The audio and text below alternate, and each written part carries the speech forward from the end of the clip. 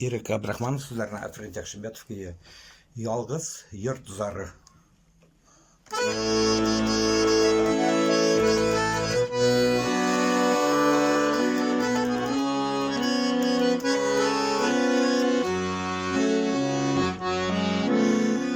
Aval uğramların karları baskan, Uğran kûmet bara izlerini,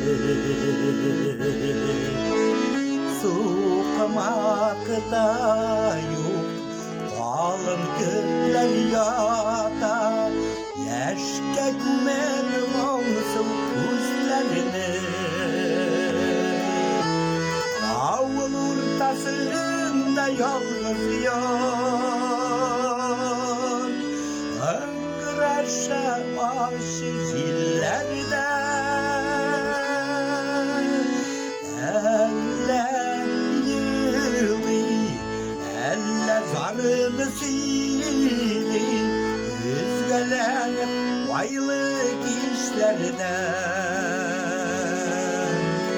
Avul ortasında yalnız yar, Öngüreşe başı zillerde,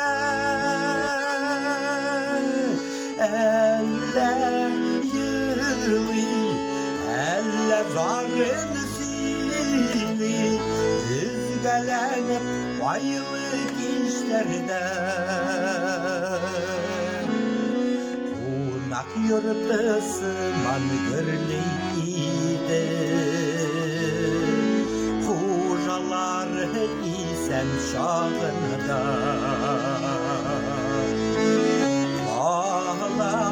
Bağlarda kaytıp yürüydi, Azizlerdi eli varında. Avul ortasında yalnız yar, Öngüreşe başı zillerde, Elle yılı, elle zarını sili, Üzgelenip vaylık işlerde.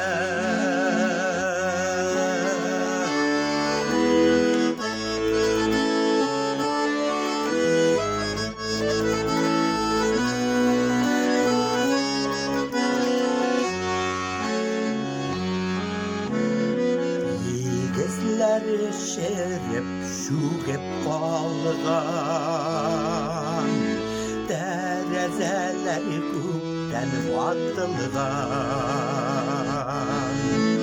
Kemenen eder bir şul yigizde doğup, Aziz kınıdık bana tamılgan.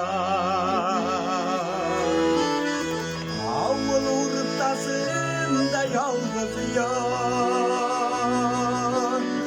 Öngüreşe başı zillerde,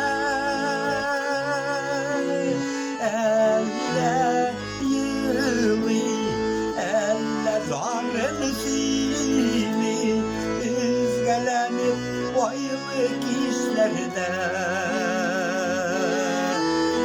Avul ortasında yalnız yar, Öngüreşe başı zillerde,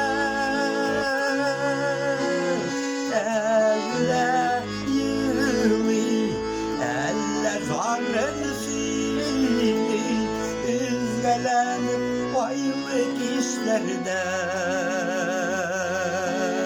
Elle yılı, elle zarını sili, Üzgelenip vaylık işlerde.